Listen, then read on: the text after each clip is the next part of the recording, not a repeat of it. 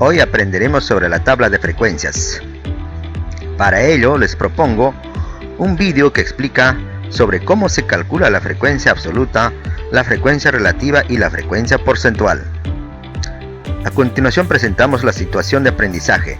Jorge es un estudiante de segundo grado de la institución educativa Faustino Maldonado y aprovechando la cuarentena ha decidido hacer una encuesta a un grupo de personas sobre su mascota preferida.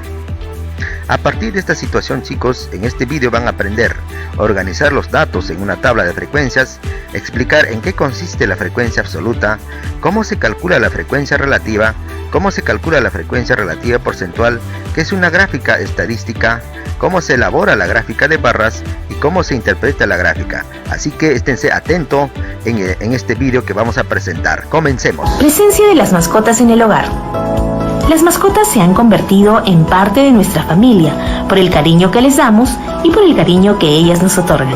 Se preguntó a un grupo de personas sobre su mascota preferida y estos fueron los resultados. Representa en un gráfico estadístico la información. Ya tenemos los datos organizados en la tabla de frecuencia. En la tabla, la variable mascota viene a ser una variable cualitativa. ¿Por qué dices que es una variable cualitativa? Porque está representada en categorías: perro, hámster, gato, perico y peces. ¿Podrías decirme cuántas personas fueron encuestadas?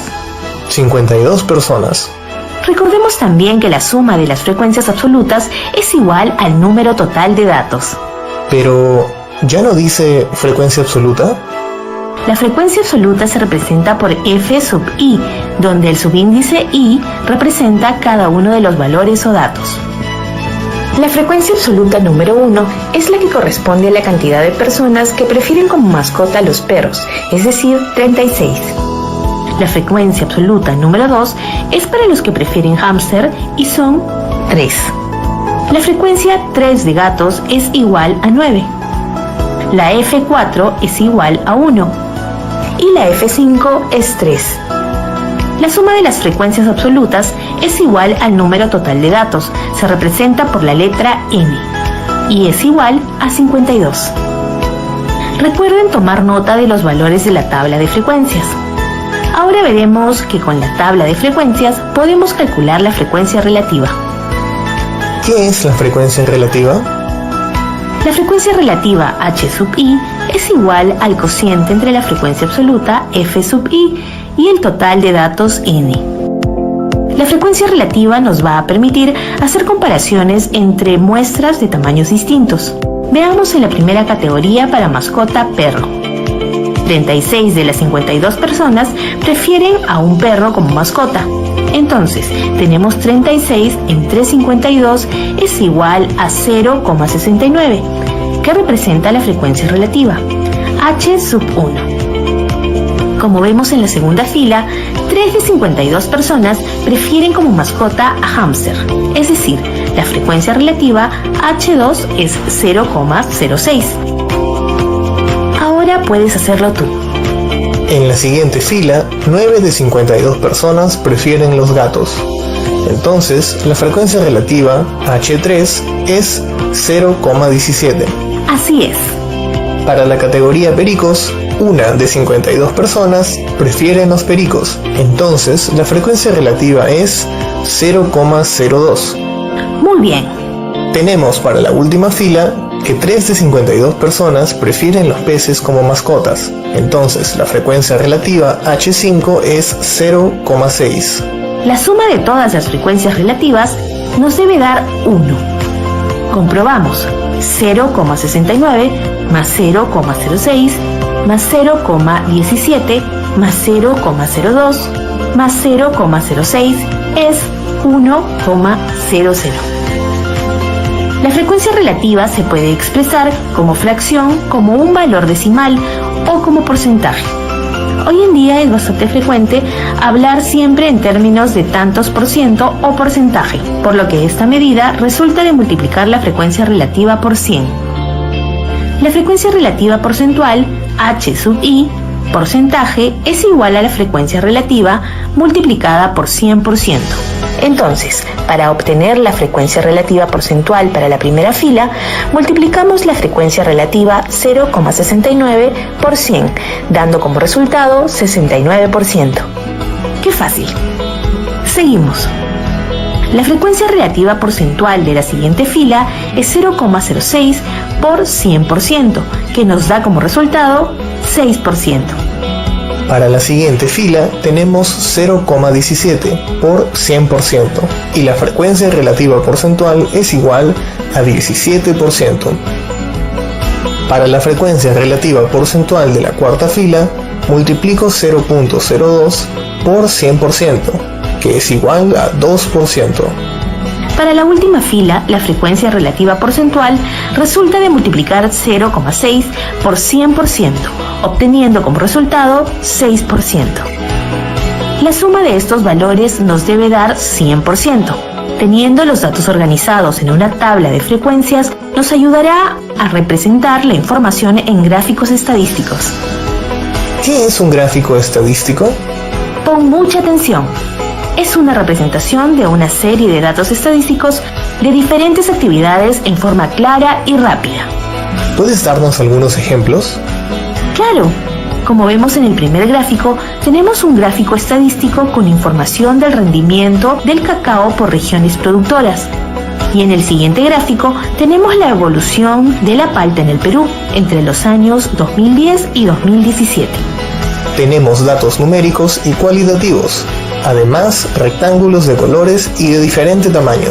Sí, los datos se representan por medio de rectángulos, por ello se llaman gráficos de barras. El diagrama de barras es un tipo de gráfico estadístico que se utiliza para representar datos cualitativos, nominales u ordinales, o datos cuantitativos de tipo discreto. Para los gráficos de barra, en uno de los ejes se posicionan las distintas categorías o modalidades de la variable cualitativa o los valores de la variable cuantitativa discreta, y en el otro eje las frecuencias absolutas o relativas. La orientación del gráfico puede ser vertical. Las distintas categorías están situadas en el eje horizontal y las barras de frecuencia crecen verticalmente. Horizontal. Las categorías se sitúan en el eje vertical y las barras crecen horizontalmente. Suelen usarse cuando hay muchas categorías o sus nombres son demasiado largos.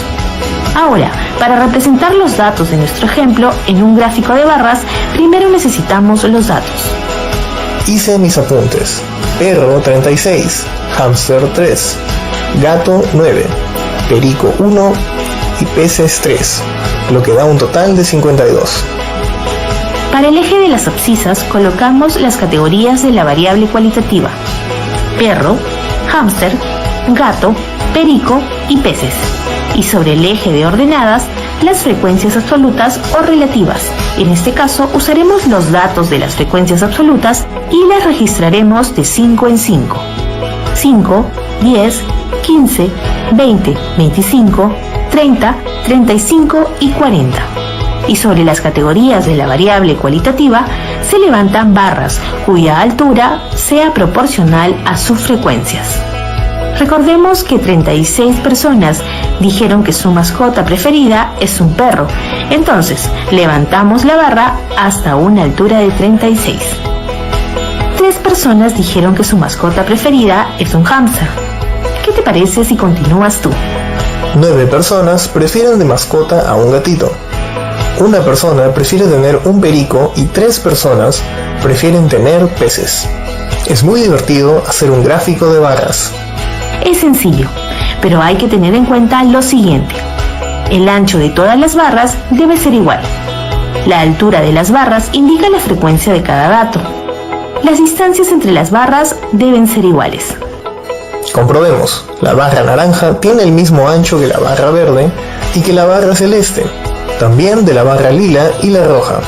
La altura de las barras coincide con las frecuencias absolutas de cada categoría. Del gráfico podemos concluir que el perro es la mascota más preferida y el gato ocupa el segundo lugar. Observen el gráfico de barras. ¿Qué diferencias se encuentran con el anterior gráfico de barras? En este gráfico estamos utilizando los valores de la frecuencia relativa porcentual. Así es. Para este gráfico de barras usamos la frecuencia relativa porcentual y podemos decir que el 69% de personas prefieren tener un perro como mascota. Ahora les presento otro gráfico de barras. Es un gráfico de barras con orientación horizontal y ahí estamos utilizando los valores de la frecuencia absoluta. Las barras crecen horizontalmente. Suelen usarse cuando hay muchas categorías o sus nombres son demasiado largos. Como vemos, los gráficos de barras se suelen usar para comparar magnitudes de varias categorías y resulta ser muy bueno para comunicar ideas. Los gráficos estadísticos permiten a las personas interpretar los resultados obtenidos a través de un estudio estadístico, haciéndolas más entendibles e interesantes. El gráfico hace más atractiva la información.